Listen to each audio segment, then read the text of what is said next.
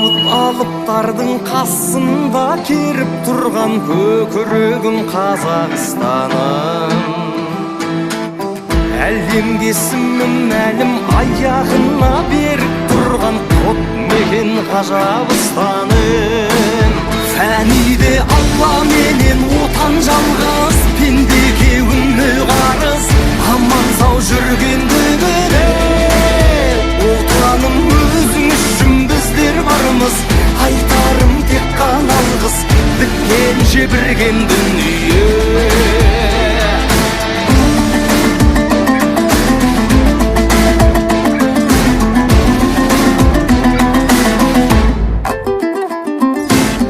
Алпамсадай батыр ұл тауып берген ақ жаулықты, аналарым аман болыңдар. Әрбір қазақ жалғызым барлығыңды құрметтеймін, жақсы мейлі жаман болыңдар. Әр үйге құт береке дарысын деп, туған жер дамысын деп, дұғада болған бетіміз. Еліне адал болар адам болсын, бастысы аман болсын, ел билер президентіміз.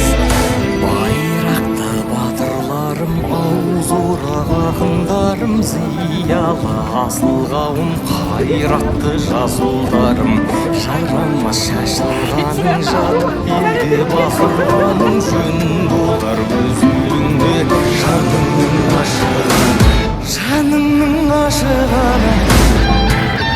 Өзен тау бұлақтарымызда көрген, ешкім көтерер төтен, бостанар жер таппасына. Күнде бір жауын келмесіне ертең, аялап отқан еркең, күндермен құл болмасына. Фәниде алла менен отан жалғыз, пендеге үнне қарыз, аман сау жүргендігіне. Отаным өзің үшін біздер бармыз, айтарым тек қана алғыс, біткен жебірген дүние. Біткен жебірген дүние.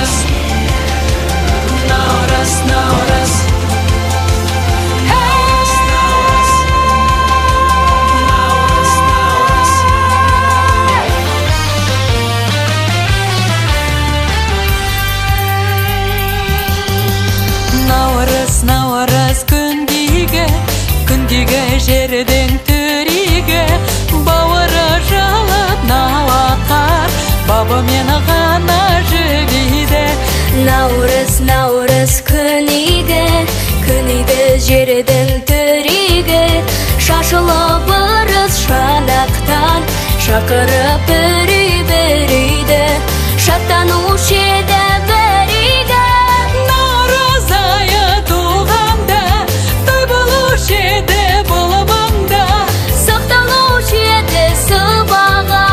сапарға кеткен ұлдарға.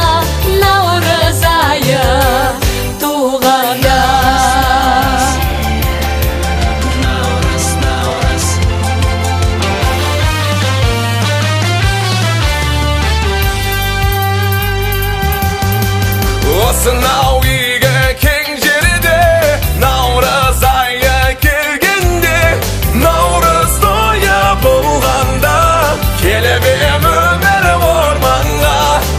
Сынау егі кең жерде наурыз тойы келгенде көрмегендерді арманда оны көргенде наурыз тойы келгенде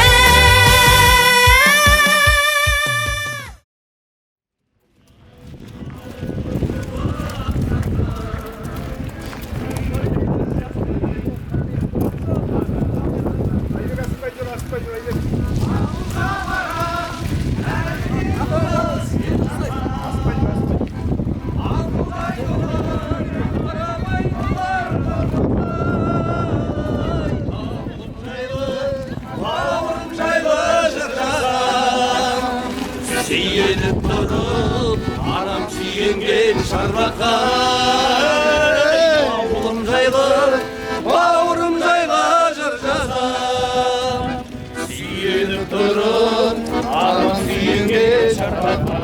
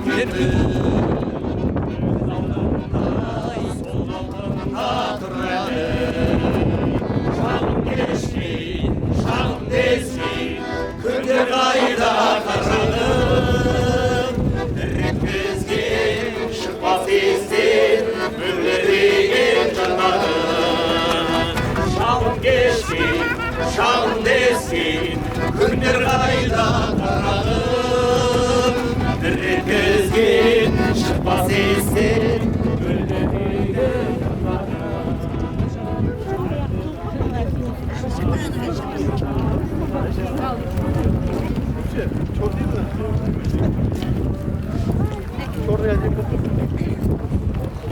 шалым дескен күндер қайда қарағым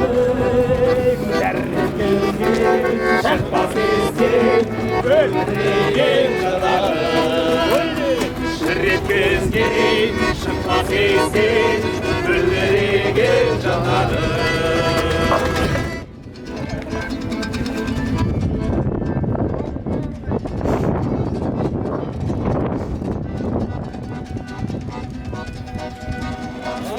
Karayımın yolunu sanayımın Solumuzun dışında sen olsun arayımın Armalı dalaydın, armalı dalaydın Ben seni suyum, ben seni salayımın Aslana karayımın yolunu sanayımın Solumuzun dışında sen olsun arayımın Armalı dalaydın, armalı dalaydın Ben seni suyum, ben seni salayımın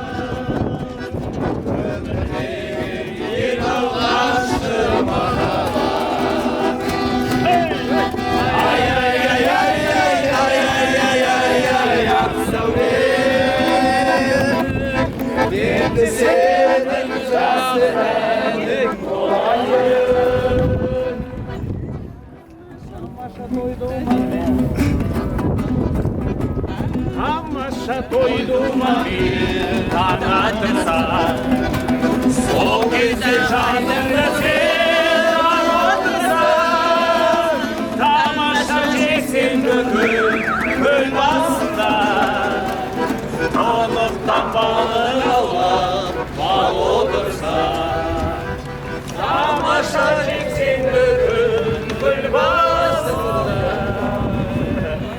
Тұнықтан балық аулап бал отырса Тамаша тойлауылдың өніндірсен Үнде солайдай солу менің берсен Тамаша достарыңмен саба кезіп Орқалы туған жердің өніндірсен Тамаша достарыңмен саба кезіп Орқалы туған жердің өніндірсен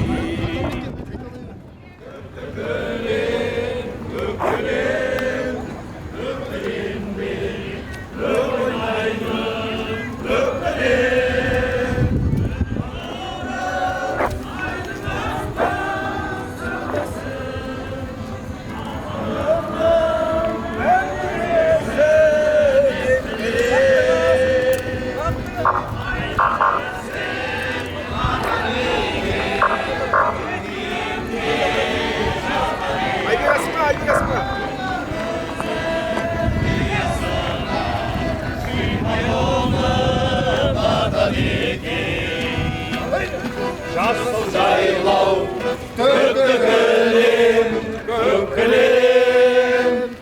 кілемде көп ойлаймын көк кілем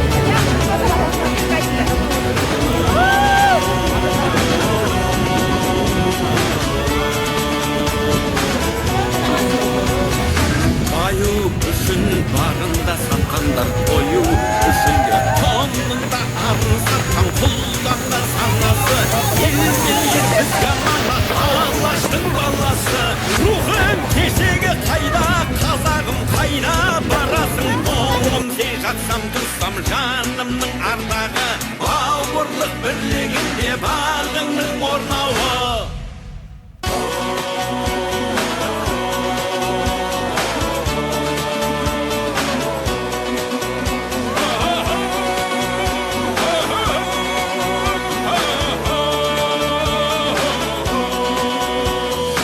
Ойға сенім бер алсам деп едім, шемен шеріңе дәруің болсам деп ем. Бұл оты қуатты шыңыңа қонса ерлер қырандай мұратты.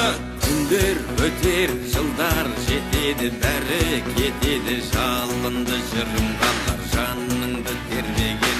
Алдаспан айбарлы жыр жауыңа сермеген. Асыл келіп сүйеніш асқарым қайсар қалпыңнан айныма мұнарда бер айбарлы асқағым. Жауыңа мұңарда бер серпілсін аспаның, серпіліп көк аспанның сергісін санасы. Келмеңдер бізге аманат Аллаштың баласы, келмеңдер бізге аманат Аллаштың баласы.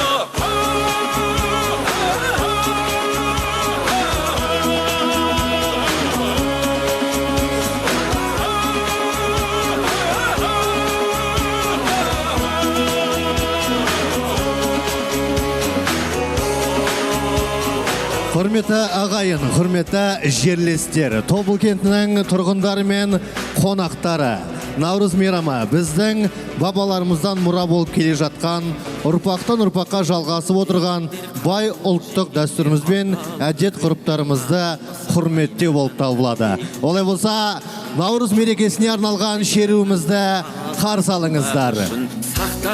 Үлкендеріміз қолдап, бастап және жастарымыз қолдап келе жатқан шеруіміз. Тобыл кентінде тарихында алғашқы рет болып жатқан шеру.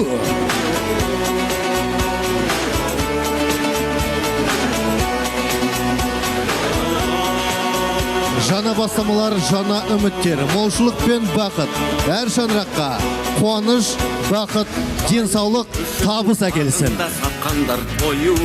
Бірлігіміз нығайып, еліміз, жеріміз өркендей берсін. Баршаңызға Наурыз мейрамы құтты болсын. Рухың кешегі қайда, қазағым қайда барасың? Мұңым сен жатсам тұрсам жанымның ардағы, бауырлық бірлігінде бағыңның орнауы.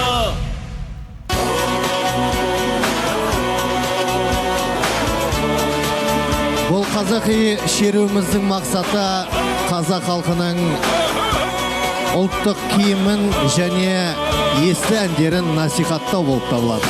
Ойға сенім бер алсам деп едім, шемен шеріңе дәруің болсам деп ем. Бұл оты қуатты шыңыңа қонса ерлер қырандай мұратты. Күндер өтер, жылдар жетеді, бәрі кетеді, жалынды жырым қалар жаныңды тербеген. Алдаспан айбарлы жыр жауыңа сермеген. Асыл келіп сүйеніш асқарым қайсар қалпыңнан айныма мұнарда бер айбарлы асқағым. Жауыңа мұңарда бер серпілсін аспаның, серпіліп көк аспанның сергісін санасы. Келмеңдер бізге аманат Аллаштың баласы, келмеңдер бізге аманат Аллаштың баласы.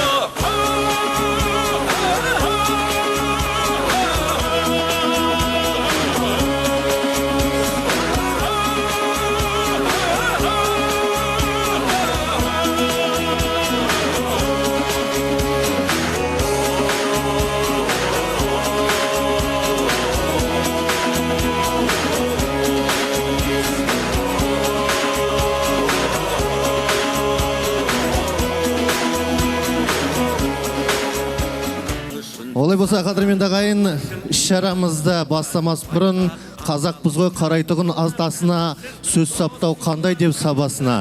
Ешбір медаль жетпейді, ешбір орден қазақтың қарапайым батасына деп ауданымыздың азаматы, сыйлы азаматы Мұнайтпас ағамыздың ақ батасын алайық. Иляхи әмин, қолдарымыз жайық.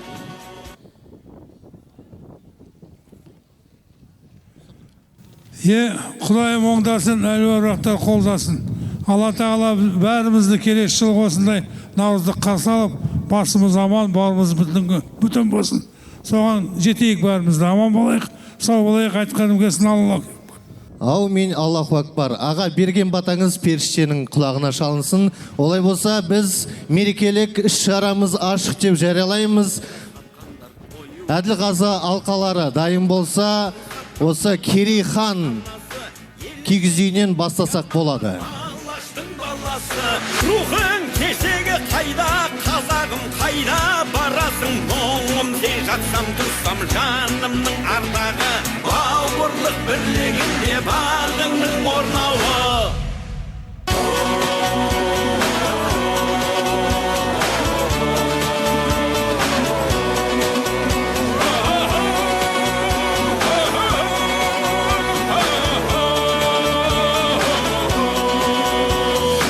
Ойға сенім бер алсам деп едім, шемен шеріңе дәруің болсам деп ем. Қуатты қуатты шыңыңа қонса ерлер қырандай мұратты. Күндер өтер, жылдар жетеді, бәрі кетеді, жалынды жырым қалар жаныңды тербеген. Алдаспан айбарлы жыр жауыңа сермеген.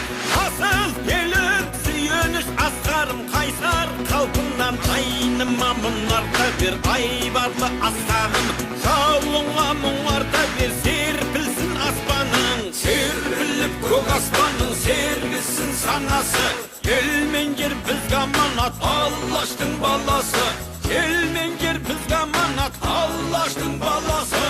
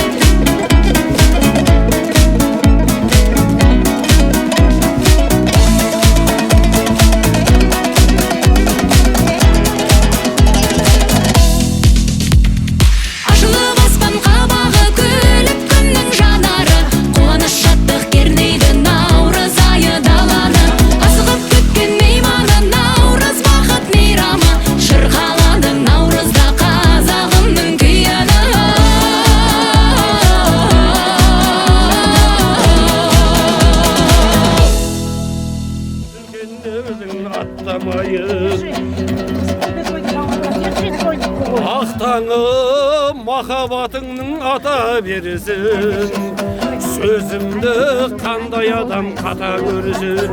Мінекей бет ашылған жас келінге, әулеттің үлкені кеп бата берсін. Дей отырып, бісміллә деп қасиетті қазақтың ақ домбырасымен келіндеріңіздің бетін ашуға рұқсат етіңіздер. Ал енді мынау келінге бата беретін атасы. Біз өзімізді шаңырақтамыз. Беріңіз.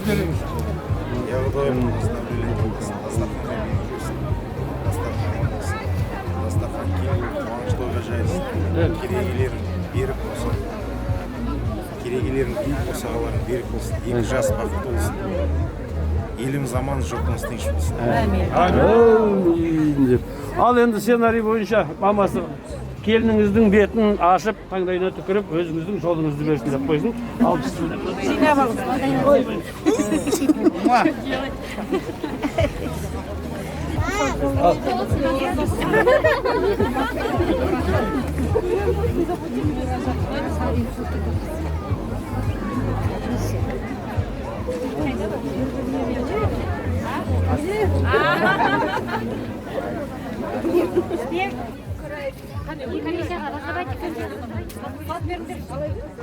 Вон пакет, Альмир, дай сюда пакет. Вон там бабушка.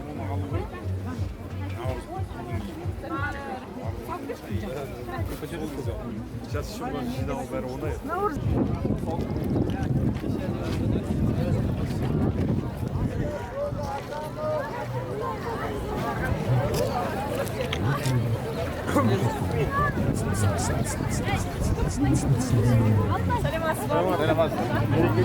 Ассалаумағалейкум деп қош келдіңіздер.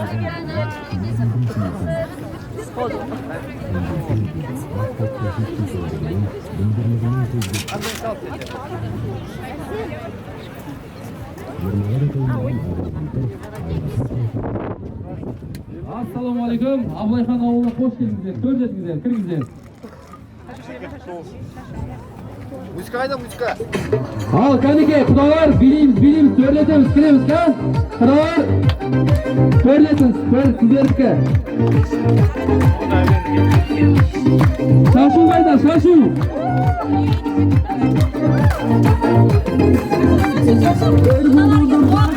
Төрлетеміз, құдалар, сіздердікі.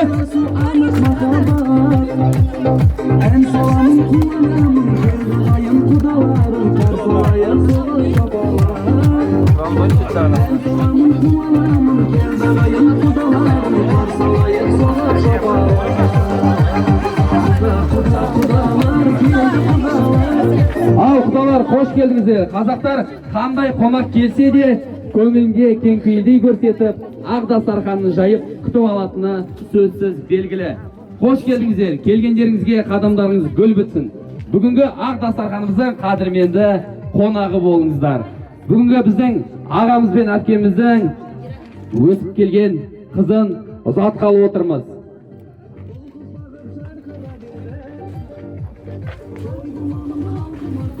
Олай болса, әдеттен жаңылмай тойымызды бастайық. Қазақ айтады, жол мұраты жету, қыз мұраты кету деп. Рұқсат болса, енді бүгінгі қадірменді ағайын тойымызды бастайық.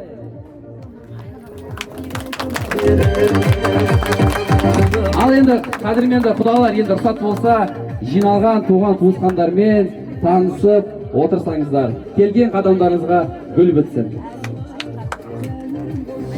Амин. Ассалаумағалейкум. Сый құрметтеріңізге көп рахмет. Мен осы елдің, осы отбасының ең үлкен ақсақалы өзім боламын.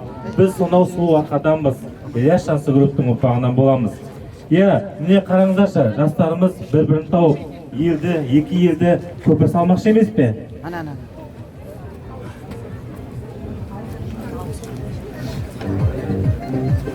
Ассалаумағалейкум, армысыздар.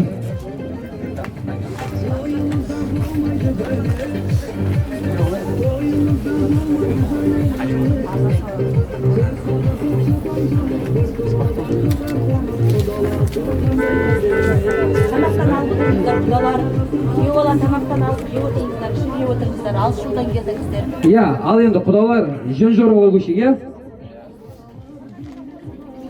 Иә, құдеке, біз де қор келген жоқпыз. Біз қалың малына 100 тұлпар, тай және де өзіміздің азын аулақ қаражатымызбен келіп отырмыз. Құтты болсын. Ал енді қазақтың дәстүрі бойынша төс қағыстырып жесек. Құда 1000 жылдық дейді, иә, кәнекей. Төс қағыстырса құдалар. Салфетка.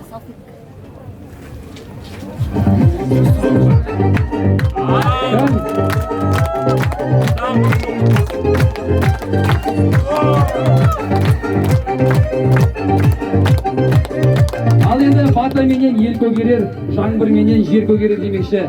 Қанеке құдеке, жастарға өзіңіздің ақ батаңызды беріңіз. Ал, бисмилля.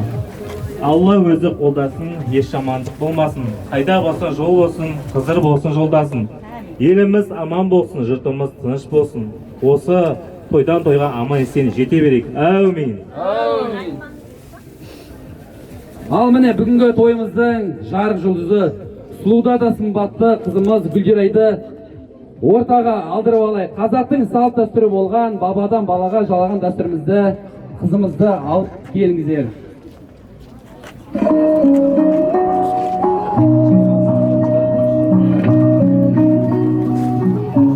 Қошеметтеп отырайық.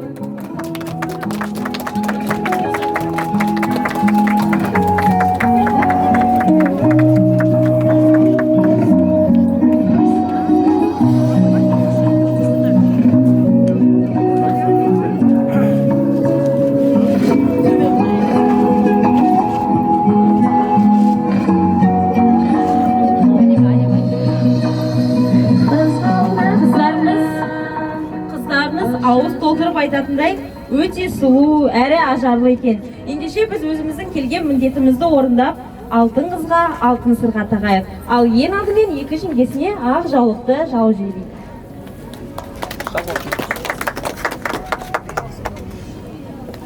Қоржынымды ашайын бақытты сәтке, мен де куә болайын.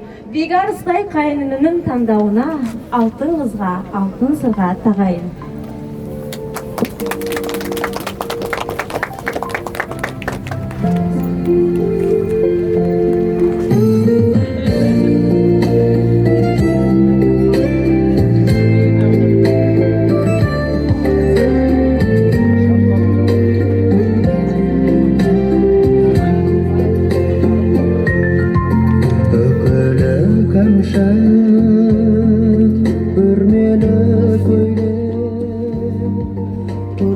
Сырғалым атанғаның құтты болсын айналайын.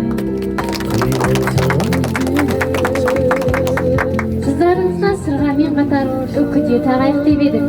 Бұл үкі қазақта киелі саналған. Бұл сені бәле-жаладан сақтасын айналайын. Дуғыл шапалақтап отырамыз. Ал мінекей, қазақтың салт дәстүрімен қызымызға арнайы келген құдаларымыздың сырғасы салынды. Қазақ айтады, тәрбиелі қыздан тәрбиелі келін шығады деп. Құда 1000 жылдық, күйеу 100 жылдық. Енді рұқсат болса, құдаларымызды елдеріне аттанғалы отыр. Құдаларымыз бен қызымызды аттандырайық. Елге аман есен жетіңіздер. Екі жас бақытты болсын.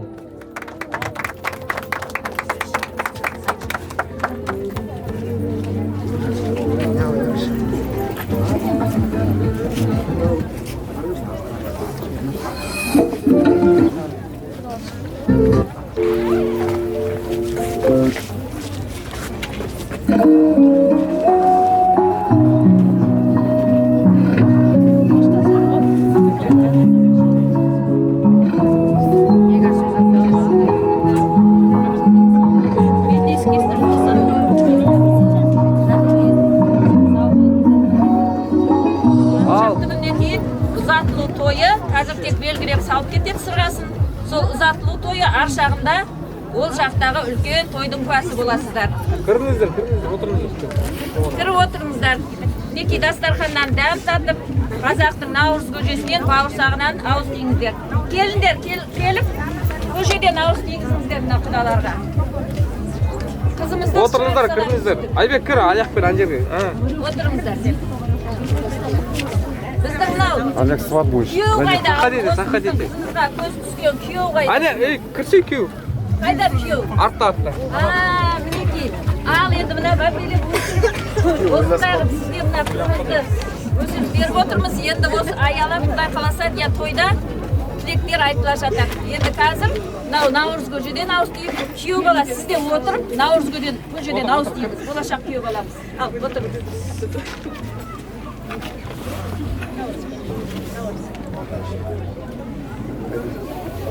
Тойларыңыз құтты болсын. Аумин.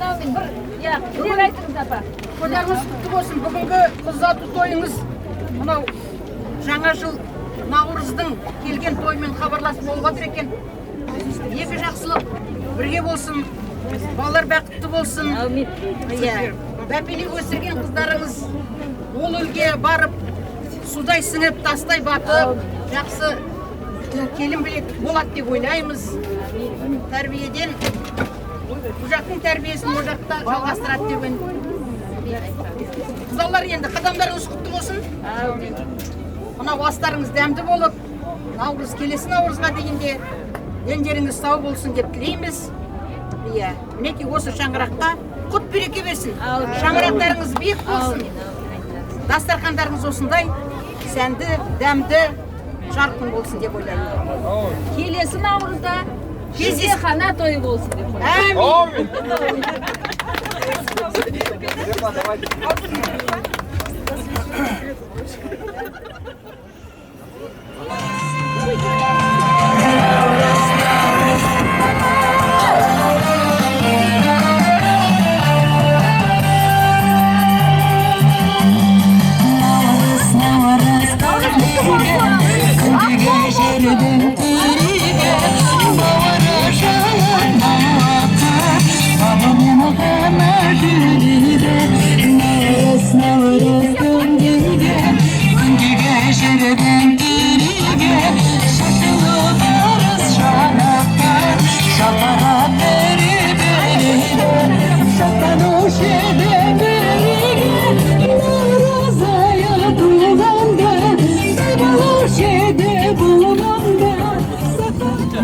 Даңқты заманда, ұлы далада, әділет пен күштің күні жарқырап тұрған кезде, ұлы хан Қасым билік етті. Оның билігі бейбітшілік пен бірліктің, қуаттың заманы болды. Бүгін көктем мен жаңарудың мейрамы, наурыз күні.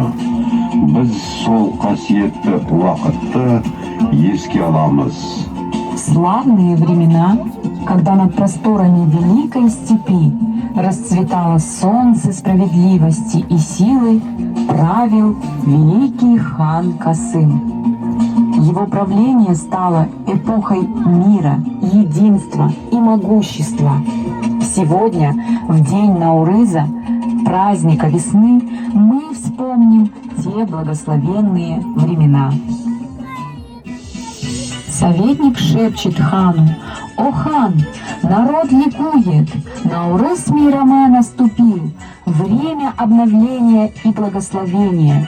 И если воины поднимают мечи вверх, это значит, что хан и народ в безопасности, границы под защитой, враги отступили, в степях царит мир и порядок».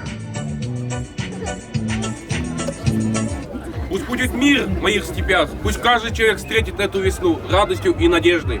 Бұл наурыз әр қазақ үшін жаңа табыс бақыт әкелсін. Ақ мол болсын. Наурыз құтты болсын.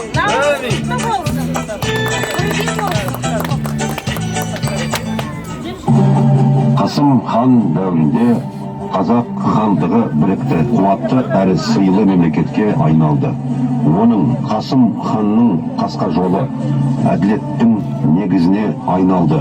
Ал наурыз бейбітшілік пен үйлесіммен жаңа жолдың нышаны еді. Во времена Касымхана казахское ханство объединилось, стало сильным и уважаемым. Его законы Касымханның Қасқа жолы стали основой справедливости. Наурыз же символизировал мир, гармонию и новый путь. Наурыз мейрамы құтты болсын. Мен қазақтың бойындағы қыр қазақ, мен қазақтың мен шырқайтын ән қазақ, бір қазақтың бақыты мен бағына бар жанымен қуат екен бар қазақ. Мен қазақпын, түрім қазақ, тіл қазақ, мен қазақпын, мен айтатын жыр қазақ, сүйеу болсын, тіреу болсын мың қазақ, сүрінгенде бүлінгенде бір қазақ. Айсар Батырханович, біздің қазағымыздың салты бойынша тұсау кесер рәсімін жасамақшымыз. Соған сізді шақырып отырмыз. Біздің баламыз дайынбыз ба? Тұсауын кесін деп жатыр сізге ырымдап. Можете музыку? Диля, пойди отсюда.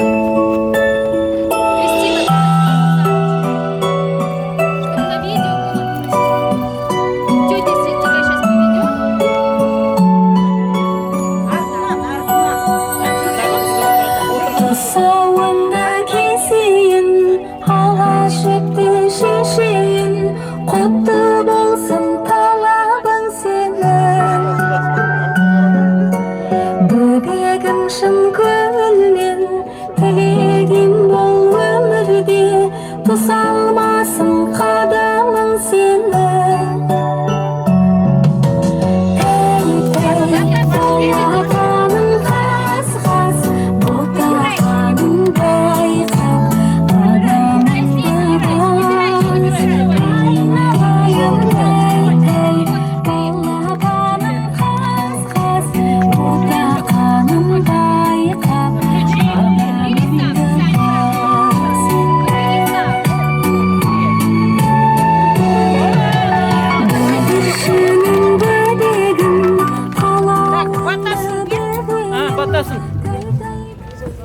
Елем. Рамазан, мә, саған. Аты Рамазан ғой? Аха, мә. Ой, что Рамазан. Саған жігіттер. Жігітіміз үлкен жігіт болып өссін, еліміздің сыйлы, беделді азаматы болып өссін. Әке шешесін, ата анасын, ата әжесін қуанта берсін. Денсаулығы мықты болсын. Наурыз құтты болсын.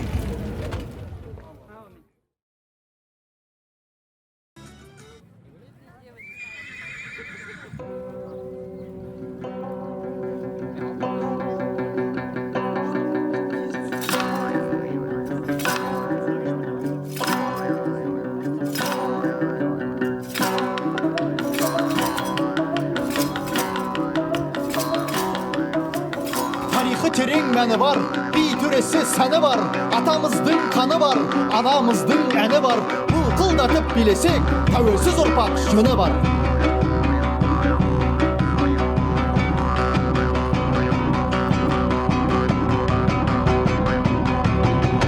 Уа халайық, халайық, қара жорға билейік, ал кеттік өйде, шып!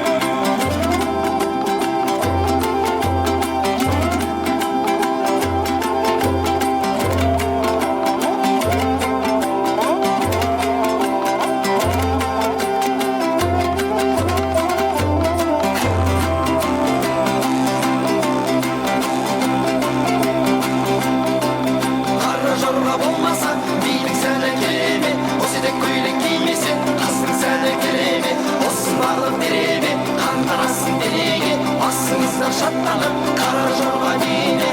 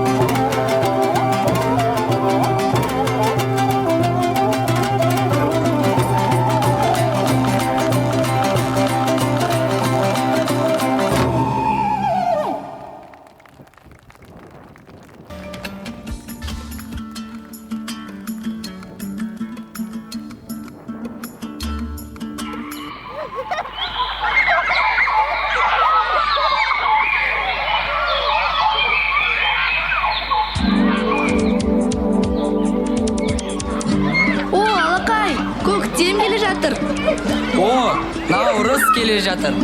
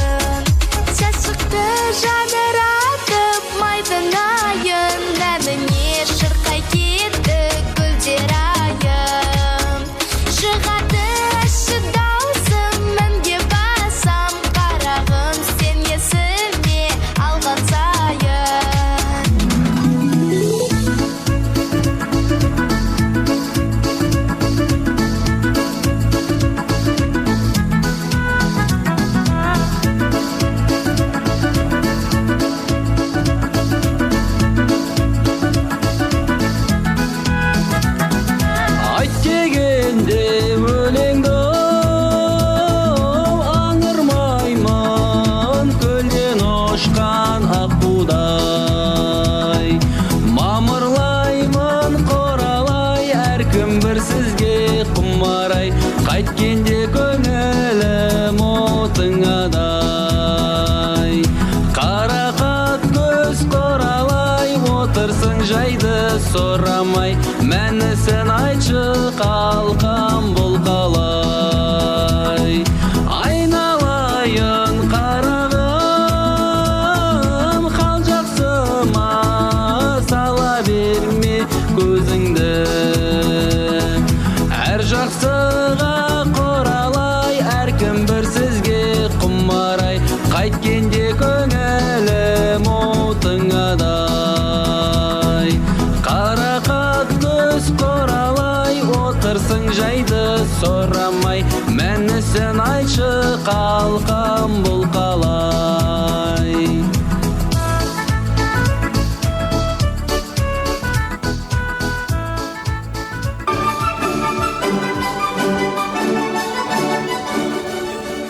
Армысың қайырымды күнана, атар таңға, шығар күнге, тәу, тәу, басымызға амандық, елімізге береке дарта көр.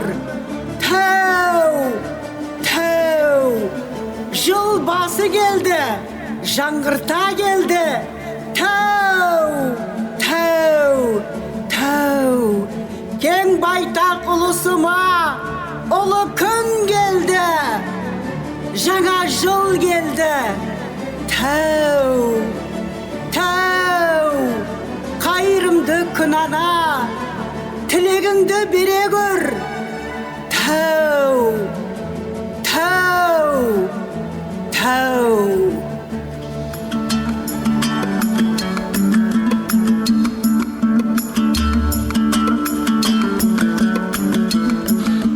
Еще со времен глубокой древности у казахов существовал негласный закон встречи гостя как посланника Бога. Поэтому каждый путник, отправляясь в дорогу, знал, что его радушно встретят в любом уголке казахской земли. И в день Наурыза принято щедро делиться дастарханом. Уважаемые гости, отведайте главное ритуальное блюдо праздника – Наурыз көже, олицетворяющее 7 жизненных начал.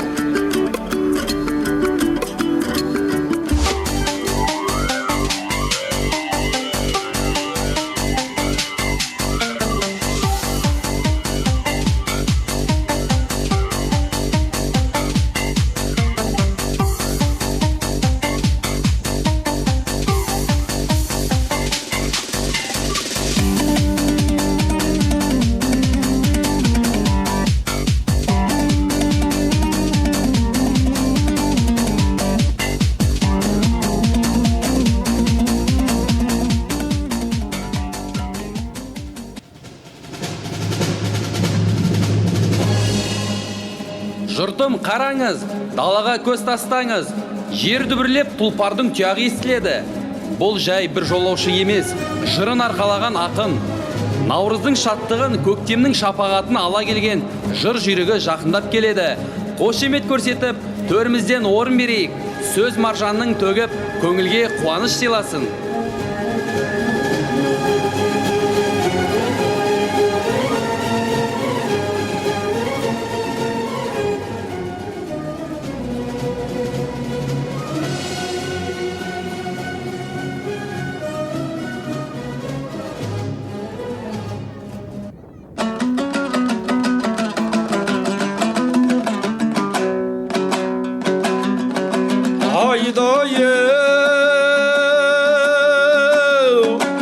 Алағайын, ағайын, домбырамда алайын.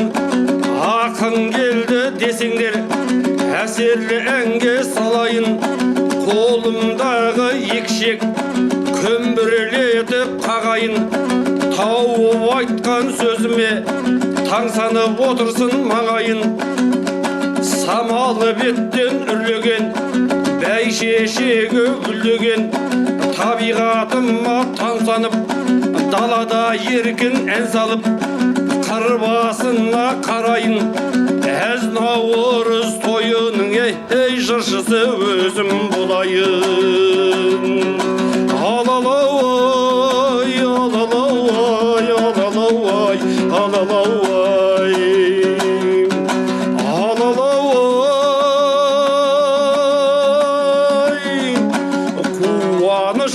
Осылай басталды міне жыл басы, құрметтейтін еледік үлкенім мен мырзасын. Ақын сөйле дегенде көмейдегі бұлбұлым сөз таба алмай тұрмасын. Мірдің өғы секілді айтқан сөзі ақынның болу керек қорғасын. Төрттілігің ойнақтап шаңдатып жүрсін қырбасын. Алды бақан ақсүйек ойнап жүрген жастарың екеу етсін бір басын. Мәңгілік ел қазақты жаратқан өзі қолдасын. Көршілермен тату боп ділдараздық болмасын. 18.000 қаламды бейбітшілік орнасын. Алалауай, алалауай, алалауай, алалауай. Ардақты ағайын, қадірлі ел, төрімізге сөз Қыдыр ата ат басын бұрып келеді. Ат дүбірі жер тербетіп, Наурыздың нұрлы күнін жырға бөлейін деп тұр. Қыдыр атаның ақ көңілімен, ақ ниетпен қарсы алайық.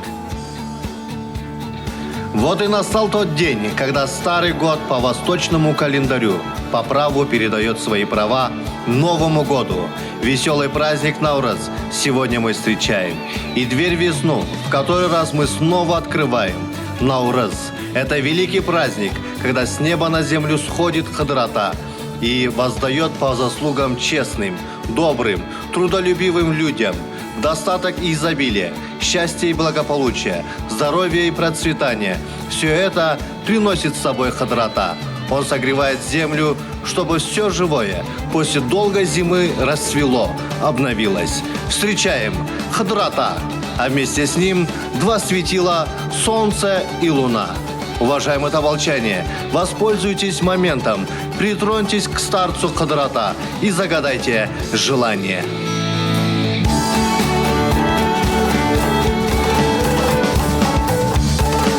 Қыдыр ата келе жатыр. Қыдыр ата жолда ашыңқырап. Жан жақтарыңызға қарап қойыңыздар.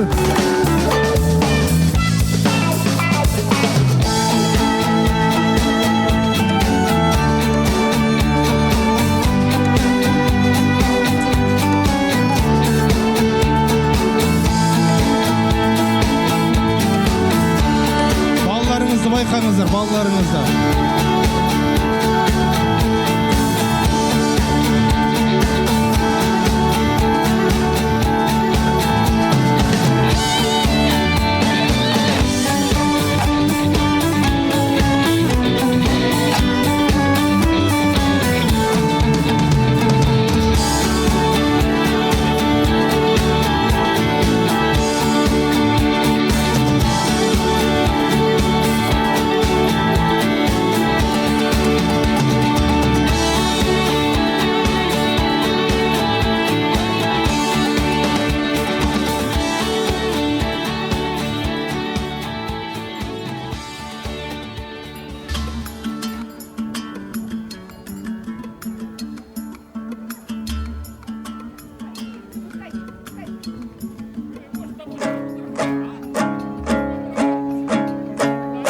Наши предки верили, что в эту священную ночь к нам приходит Хадрата, принося с собой благополучие и достаток. Хадрата, даруй нашей земле мир и процветание. Пусть в наших домах будет счастье, в сердцах доброта, а в стране единство и согласие. Пусть этот год будет богатым и благополучным для всех нас. Добро пожаловать, Хадрата! Қош келдіңіз, Қыдырата. Ұлы күнде қалайық, қалай қарып қалайық, сәйгүліктей ағайық, жасын болып жанайық, Наурыз күні қол жайып, Қыдырата батасын алайық. О, жаратушы ем, халқымды даласымен сақта, елімді данасымен сақта, сәбиімді анасымен сақта, азаматты санасымен сақта, жұртымды қасірет қайғыдан сақта, кең даламды өріс малымен сақта, халыққа төнген қауіптен сақта, табиғи апаттардан сақта.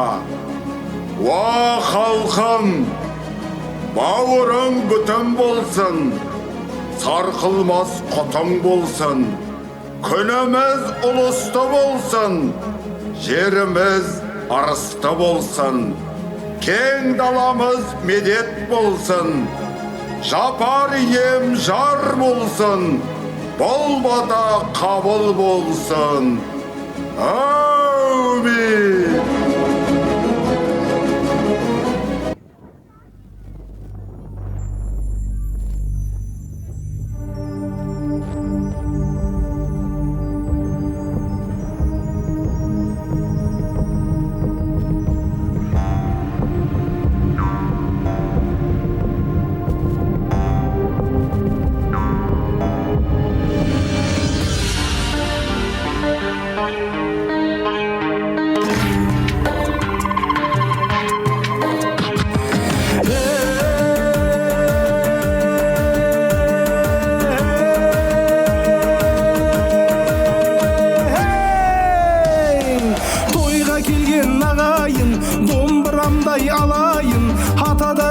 Салтымен термелеп әнге салайын, қуанышыңай ортақ боп қызығыңа қанайын, қызмет етіп талмайын, той қызығын шалқытып таңды таңға жалғайын. Қыдыр келіп бақ қонған ұлыстың ұлы тойына, ақ тілекті қой арнайын.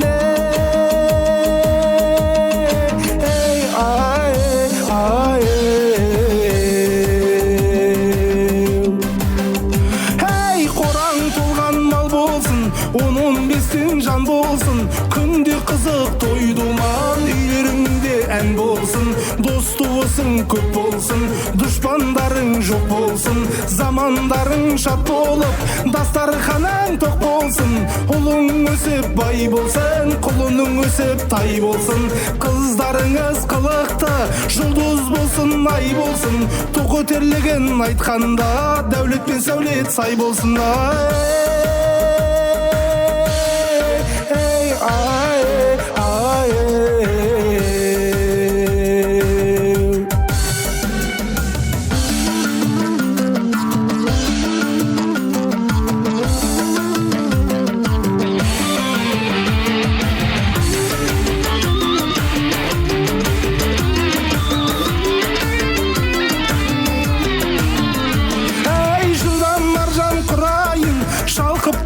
Тұрайын, сөз кезегін келесі көпшілікке бұрайын, жадыраған жүздерден айналайын сіздерден, сондықтан да мың сәлем той жасаған біздерден.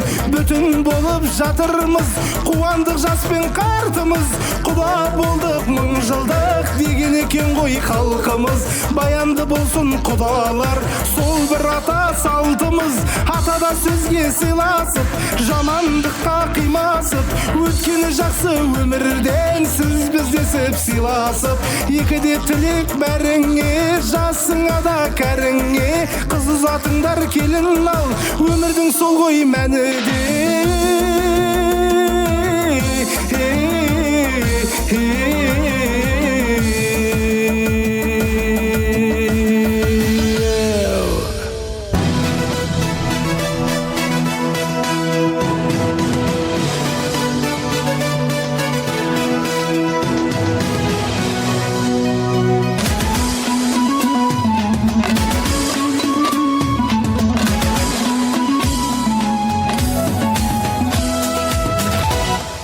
Армысыздар, алталаштың айбынды ұрпағы. Есен саумысыздар.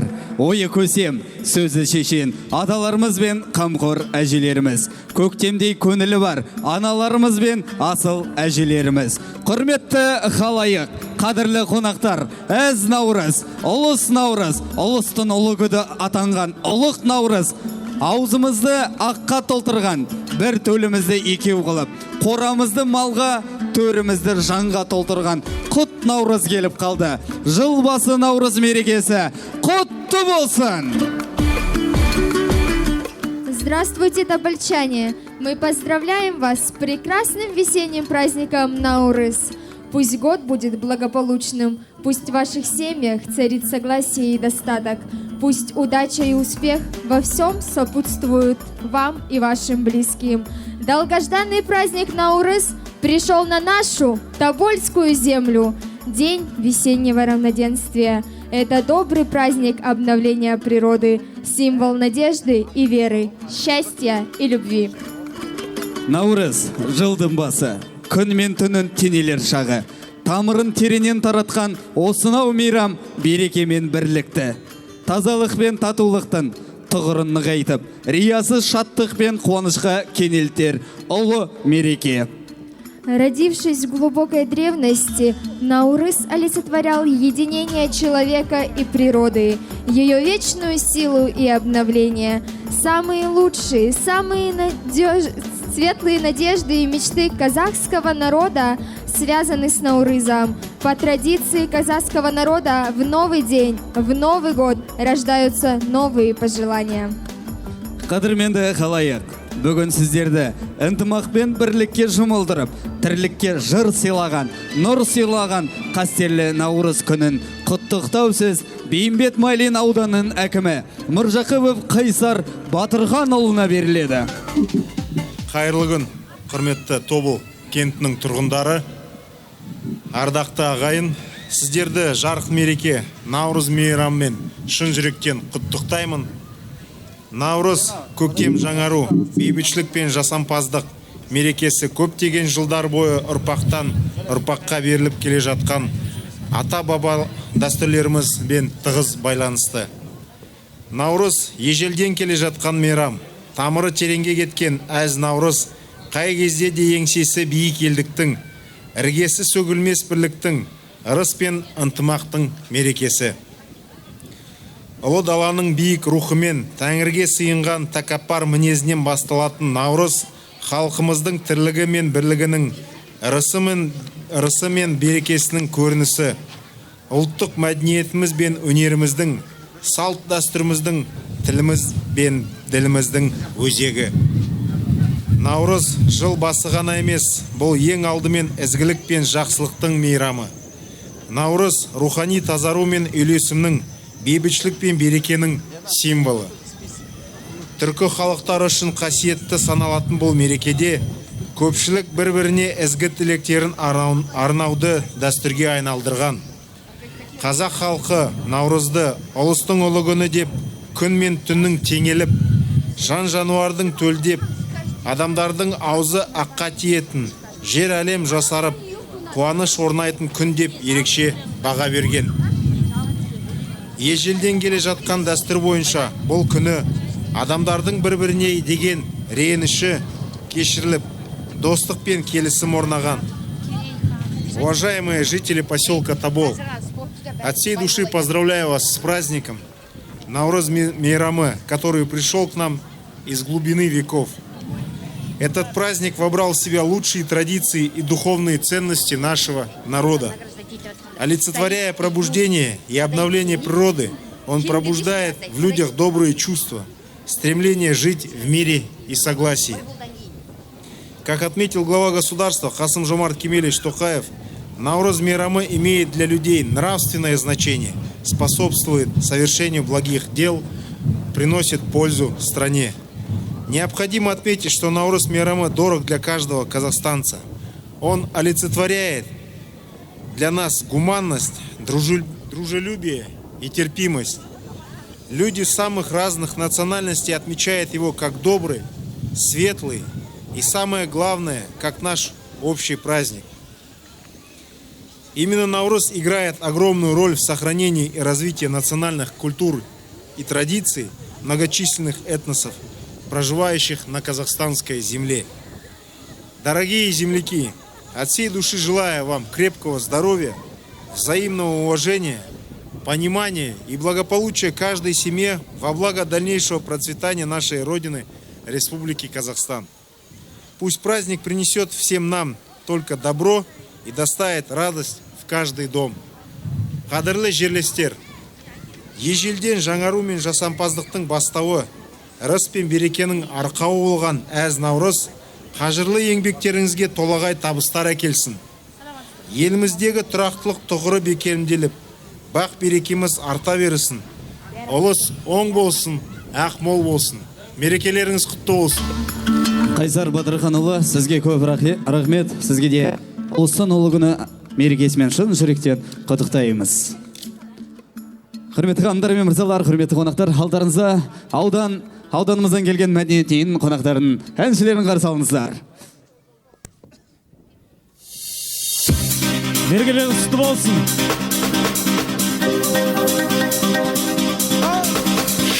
Елестеттің көктемді гүл ашқан, көздеріңе ғашықпын нұр шашқан. Алыстарға жетелей беремін, сені ғана бақыт деп сенемін. Еркем, арманымдай аулаған, ақ шуақтай таңдаған, аялай бер арманым, аялай бер. Сандуғаштар жаралаған, көктемдерге бері барам, шақырады біздерді. Көк орай бер, шақырады біздерді. Көк орай бер. Қолыңды бер жатсын бар арманым, сәуледей боп аяладың дағы. Шақырады жас көктем гүлімен, шақырады жасыл бақ жырмен. Еркем, арманымдай алдаған, ақ шуақтай таңдаған, аялай бер арманым, аялай бер. Сандуғаштар жаралаған, көктемдерге бері барам, шақырады біздерді. Көк орай бер, шақырады біздерді. Көк орай бер. Мереке құтты болсын, тобылдықтар.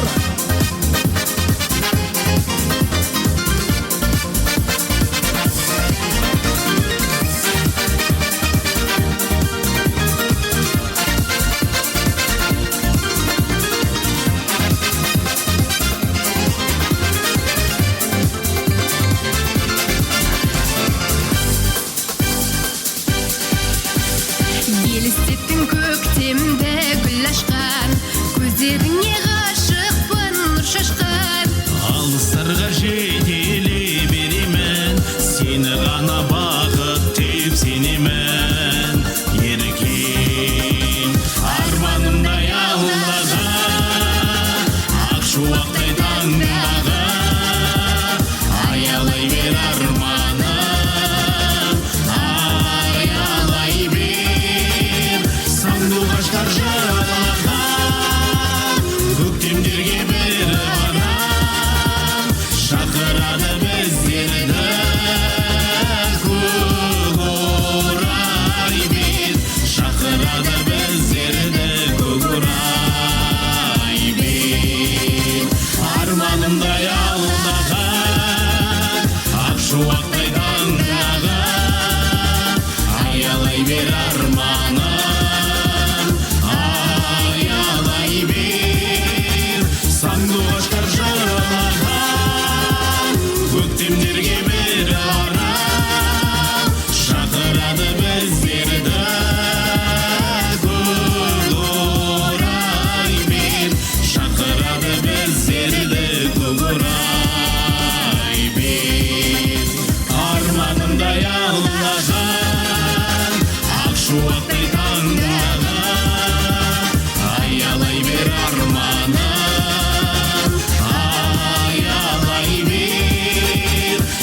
Қарлығаштар жырамаған көктемдерге бір барам шақырады біздерді көкораймен шақырады біздерді көкораймен. Рахмет, мереке құтты болсын.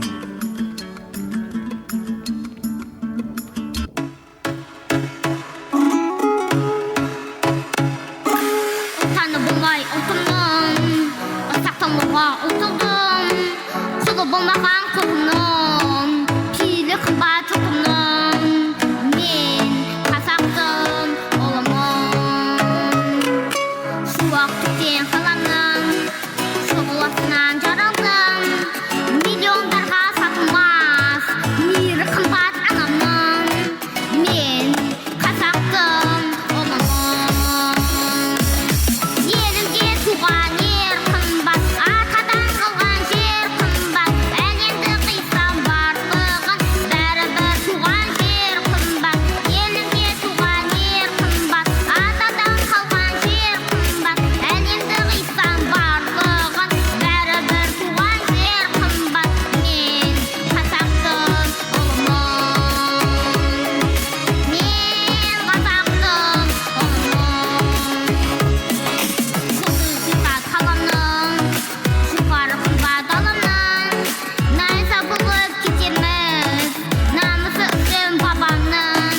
Мен қазақтың ұлымын.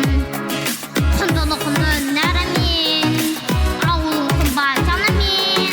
Байлығы тұрса басқалар, бауыры қымбат бәрінен. Мен қазақтың ұлымын. Елімде туған ер қымбат, атадан қалған жер қымбат. Әлемді қисам барлығын, бәрібір туған жер қымбат. Елімде туған ер қымбат, атадан қалған жер қымбат. Әлемді қисам барлығын, бәрібір туған жер қымбат. Мен қазақтың ұлымын. Мен қазақтың ұлымын.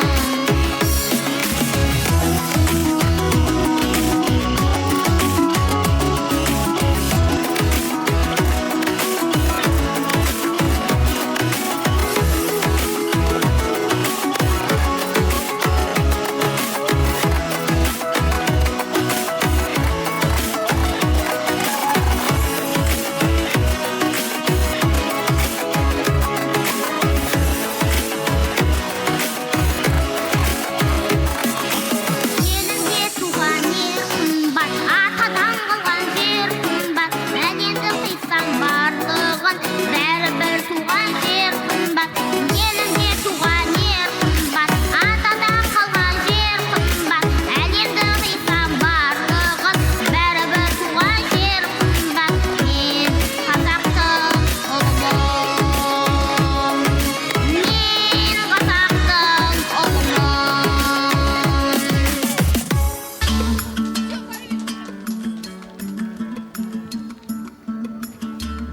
Құрметті қонақтар, ұлыстың ұлы күні Наурыз мейрамында хандықтың 560 жылдығына арналған кигіз үйлерімен марапаттау сәтін бастаймыз.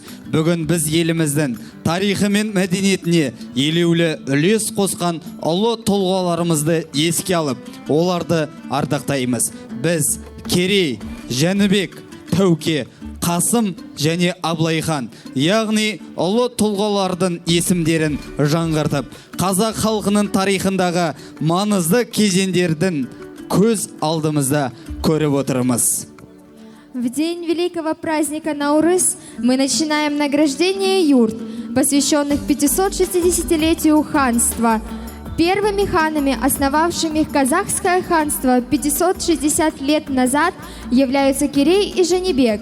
Их подвиги и заслуги в укреплении нации занимают особое место в великой истории казахского народа. На следующем этапе под руководством Тауке хана казахское ханство смогло сформировать свое внутреннее единство и противостоять внешним угрозам. Во времена Касым хана и Абылай хана наша страна сохранила свою независимость и силу и была признана на мировых аренах. Енді, құрметті қонақтар, тарихи тұлғалардың рухына тағзым етіп, олардың ұрпақтарына құрмет көрсету мақсатында марапаттау рәсімін бастаймыз. Теперь, дорогие гости, мы начнем церемонию награждения, чтобы отдать дань уважению духу этих исторических личностей и отдать дань уважения их потомкам. Сөз Тобыл кентінің әкімінің орынбасары Хасенов Байбол Сапаржанұлына беріледі.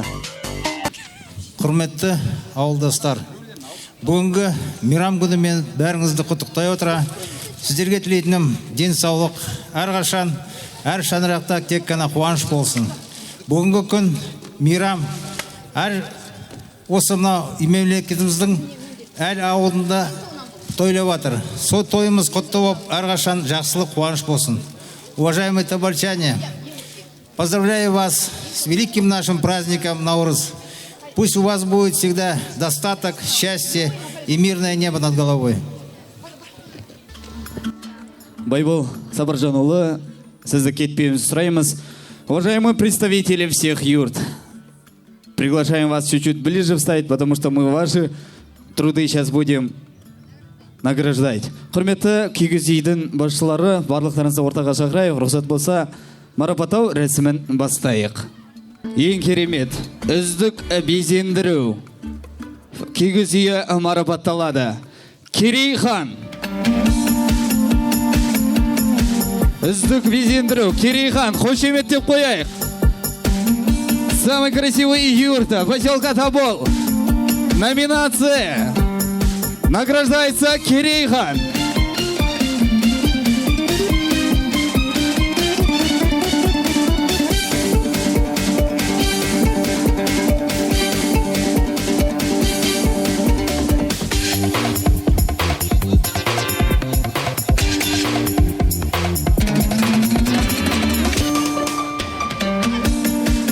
Қошеметтерін сайымай отырайық.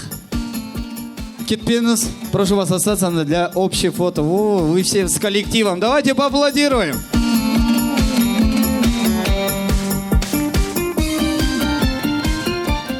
Какой дружный у нас коллектив. Не жалеем овации.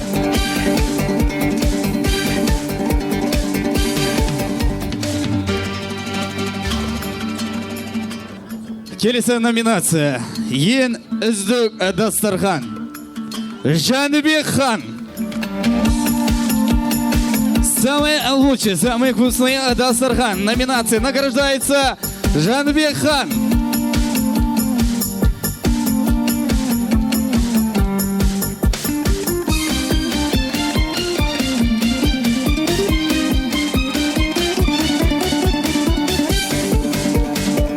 Представители Жаныбек хана.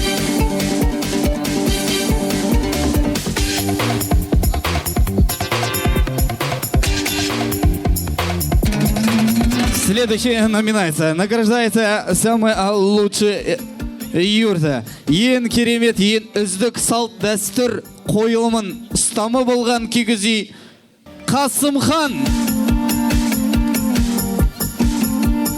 Наши уважаемые, самые лучшие предприниматели поселка Тобол.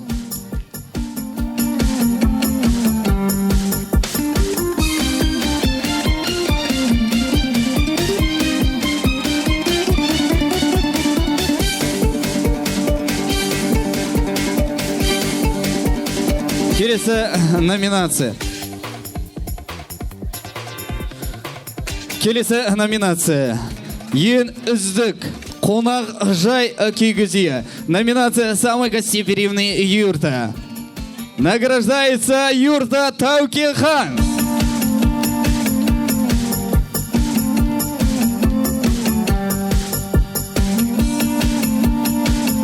Юрта Тауке хана.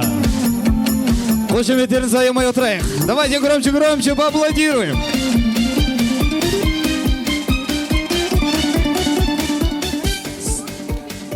Следующая прекрасная номинация. Үздік кигіз үй. Аблайхан кигіз үйі. Самый лучший юрта поселка Тобол. Аблайхан.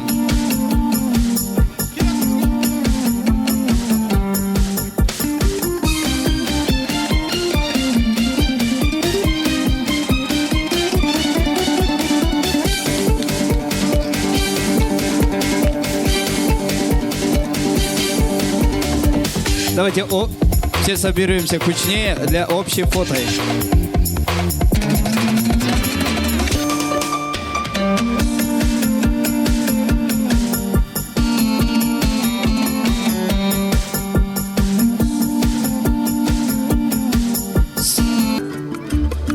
Тобыл кентінің қыстық әлі спартакиадаға атсалысып өз үлестерін қосқан ең мықты командаларды марапаттайтын рәсім. Жалпы есепте 3-ші орын алған. Общим счетом заняли 3-е место. Команда Казахская школа номер 2. Қошеметтеріңізді аямайық.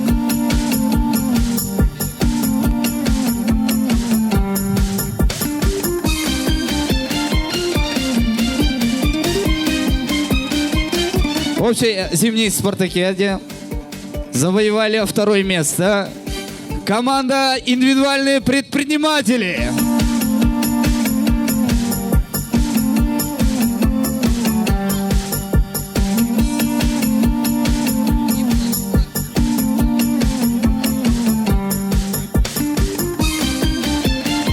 Давайте поаплодируем.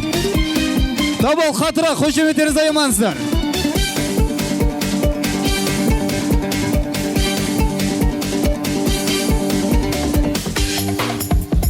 Қысқы спартакиадада 3-ші орын алған шекарашы қызметкерлері. Погранслужба. 1-ші орын. Пограничники. 1-е место заняли у нас погранслужба. Давайте поаплодируем.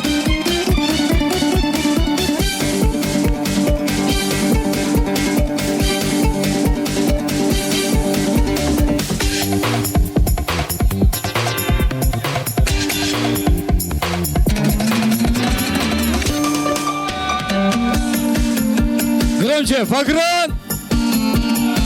Погран! Погран! Погран! Нет, погранички, уходим, говорим.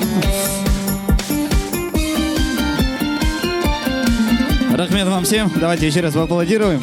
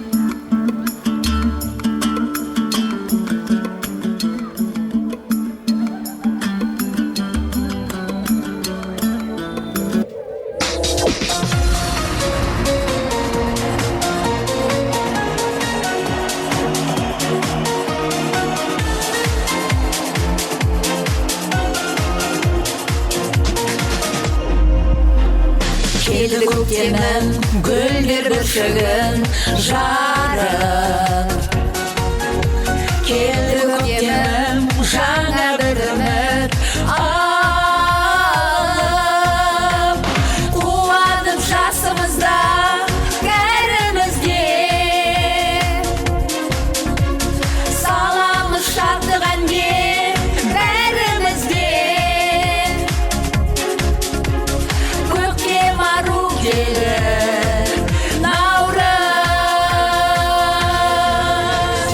ағайын құтты болсын наурыз жадырасын жанымыз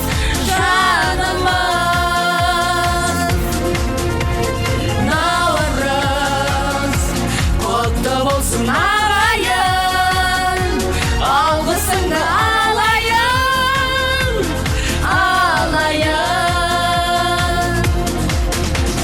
жанар көне төрленді көлі дала көңілді жүрміз гүлдерді әсем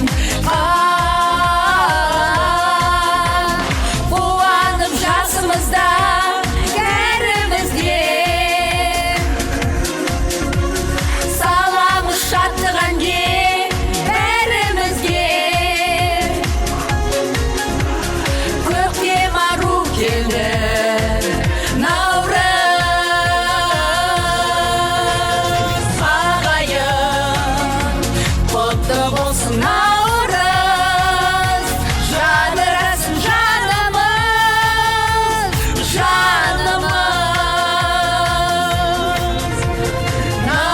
наурыз құтты болсын ағайын алғысыңды алайын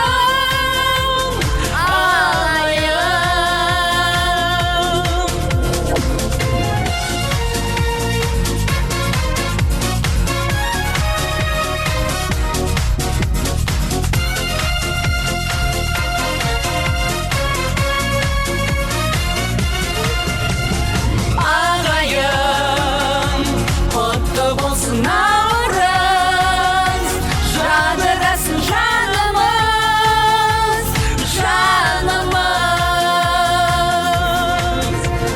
наурыз құтты болсын ағайын алғысыңды алайын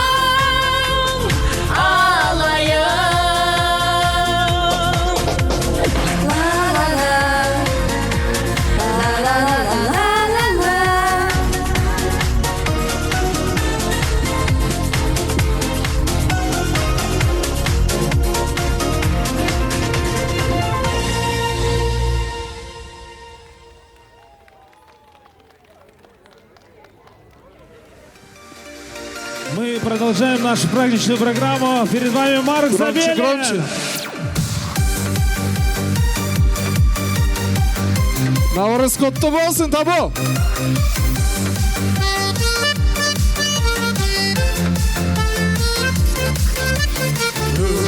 Өмір деген қадалар өмір қайда келмейді ғой қайталап қиын екен сонда да өмірдегі ең алғашқы махаббат қиын екен сонда да өмірдегі ең алғашқы махаббат ай ай ай ай ай ай ай ай ай ай ақ сәулем мен де сенің жақсы әнің болайын ақ сәулем мен де сенің жақсы әнің болайын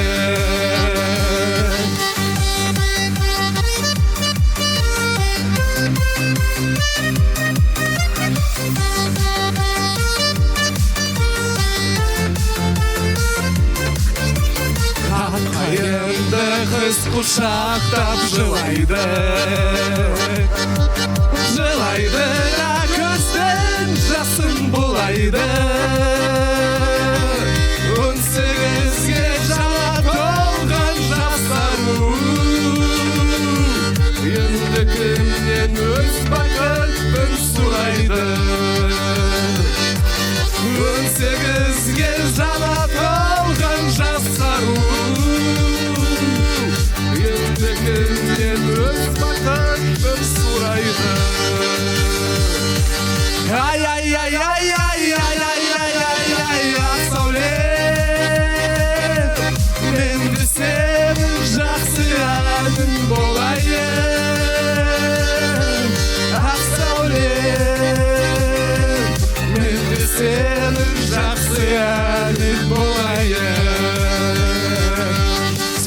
мейрам тобу!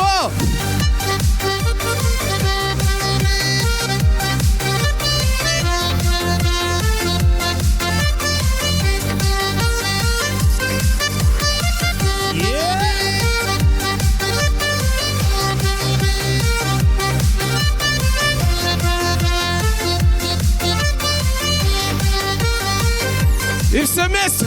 Ай-яй-яй-яй-яй-яй-яй-яй-яй, Асауле, мен де сенің жақсы әнің болайын. Асауле, мен де сенің жақсы әнің болайын. Ай-яй-яй-яй-яй-яй-яй-яй, Асауле,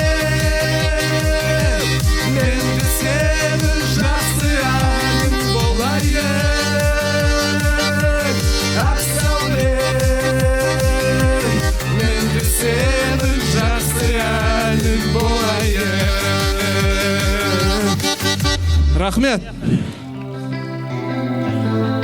Мереке құтты болсын, тобылдықтар.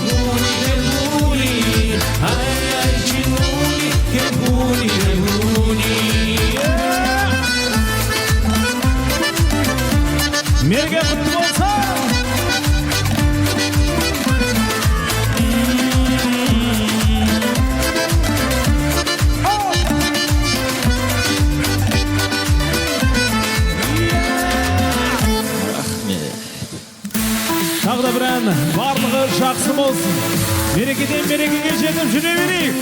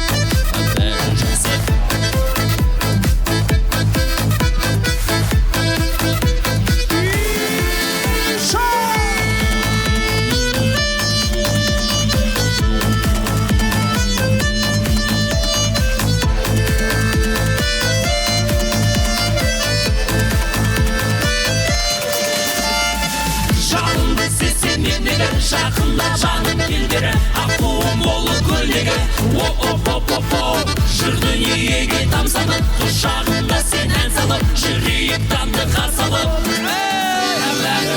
бәрі жақсы болады ағады таным жүрек сендеп соғады жүрегім жырға толады бәрі жақсы болады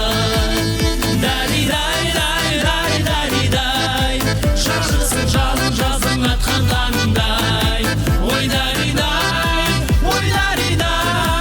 құлпыршы еркем көркем асылады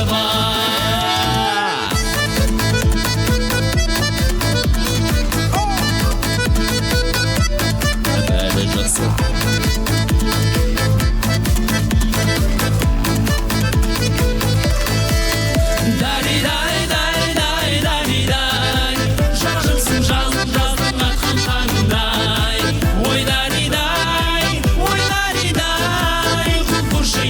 көркем асылады бай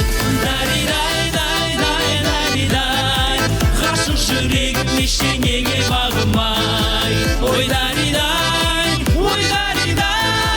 әрдайым менің жанымнан сен табылған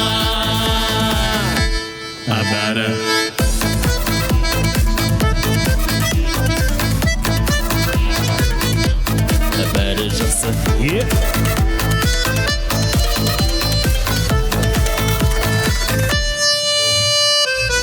Рахмет, мерекелеріңіз құтты болсын.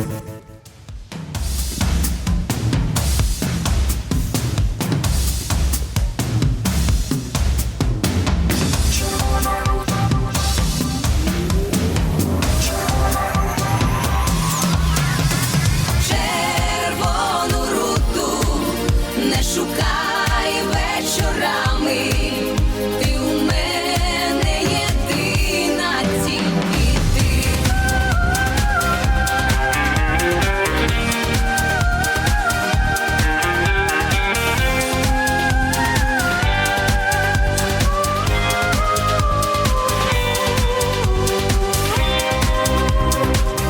Ти признайся мені, звідки в тобі ті чарі, я без тебе всі дні у полоні печали, може десь у лісах ти чарзила шукала, сонце руту знайшла і мені зчарувала. Червону руту не шукай вечорами, ти у мене єдина, тільки ти. Повір, бо твоя врода, то є чистая вода, то є бістрая вода синіх гір.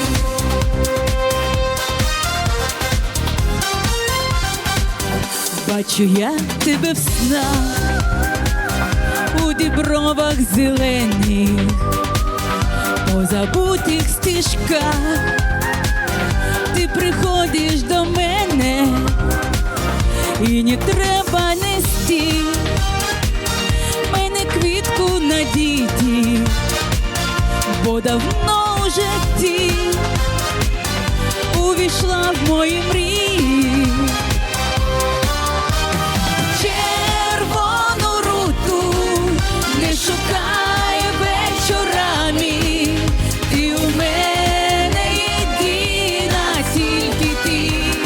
Повір, бо твоя врода, то є чистая вода, то є бистрая вода синіх гір.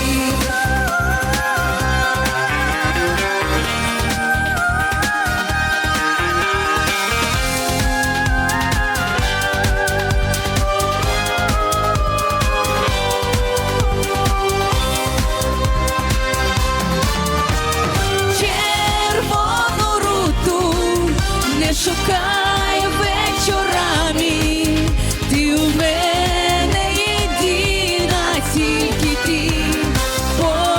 Повір, бо твоя врода, то є чистая вода, то є бистрая вода синіх гір.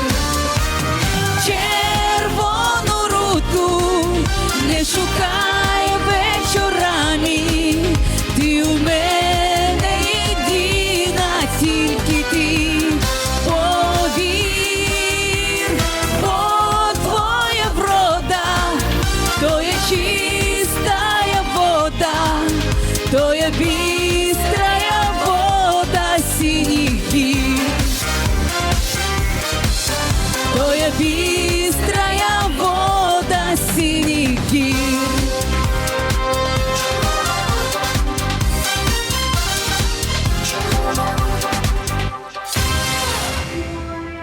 С праздником!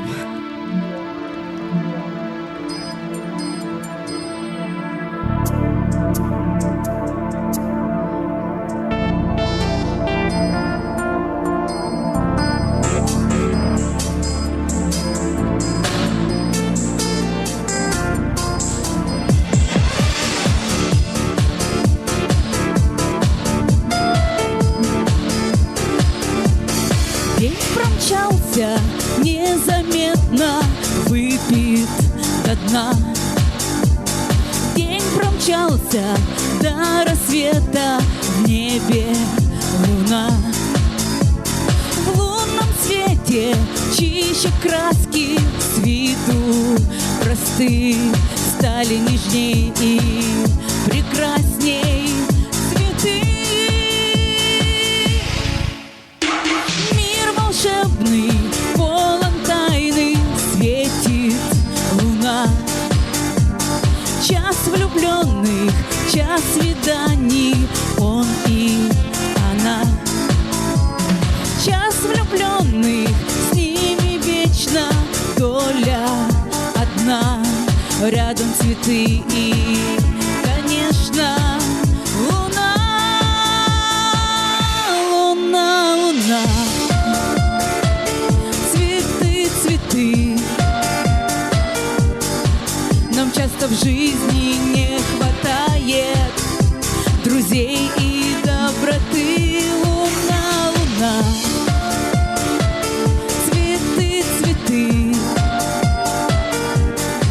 Все, кто влюблен, им доверяю надежды и мечты, и мечты.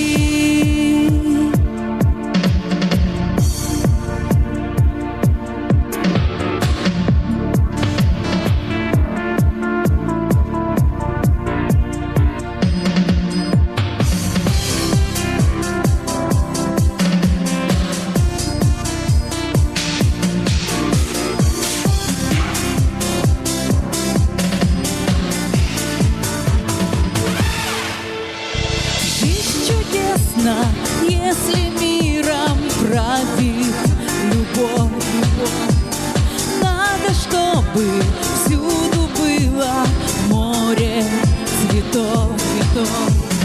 Жизнь чудесна, если где-то песня слышна, если горит до рассвета луна, луна, луна. Цветы, цветы, цветы. Нам часто в жизни не хватает друзей и доброты. Луна, луна. Цветы, цветы, цветы. Все, кто влюблен, им доверяют надежды и мечты. Луна, луна. Цветы, цветы. Луна, луна. Цветы, цветы. Луна, луна.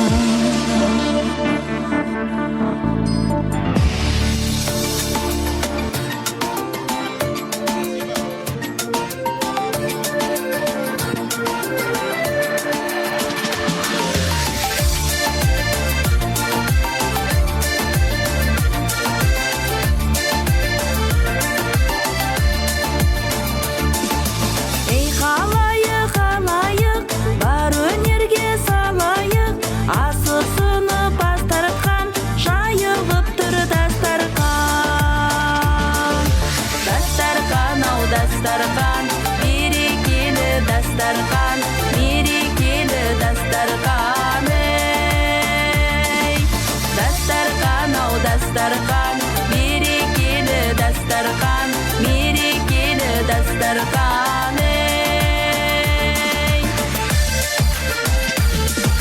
Жақсы келсе құт болар, жаман келсе жұт болар, жолаушымыз біз деген, асыл мұрат іздеген. Дастарқан, ау дастарқан, берекелі дастарқан, мерекелі дастарқан, ей. Дастарқан, ау дастарқан, берекелі дастарқан, мерекелі дастарқан, ей.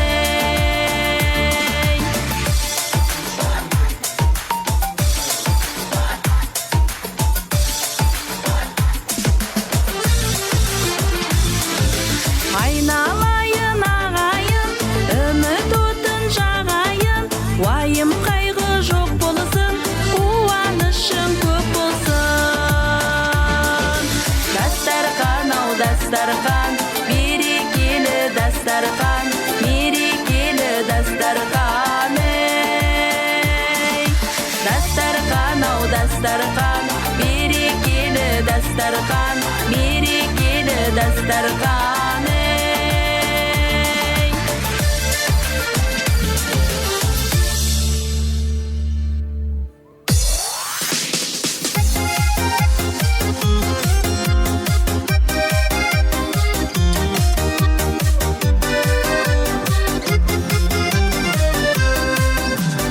Біз періште емес пендеміз, жүректе жұмыр жердеміз, қазақтай қарға тамыр, бауыр мал батыр елдеміз.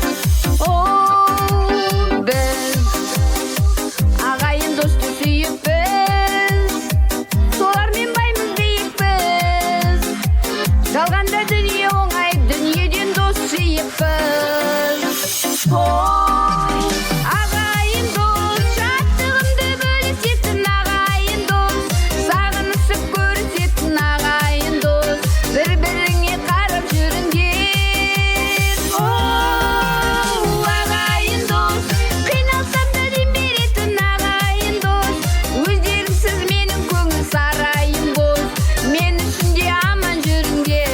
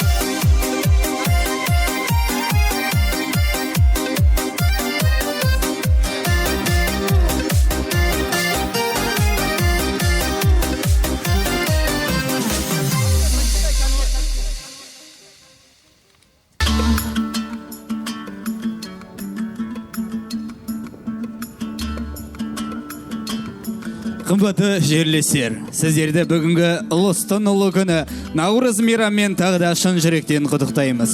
Ұлыс оң болсын, қайда барса жол болсын, ырыс береке берсін. Еліміз аман, жұртымыз тыныш болсын. Аспанымыз әрқашанда ашық болсын. Дорогие односельчане, мы еще раз хотим вас поздравить вас с весенним праздником Наурыз. Желаем вам крепкого здоровья, счастья, любви, процветания вам и нашей республике. Біз сіздермен қоштаспаймыз. Тек қана сау саламатта. Наурыз құтты болсын!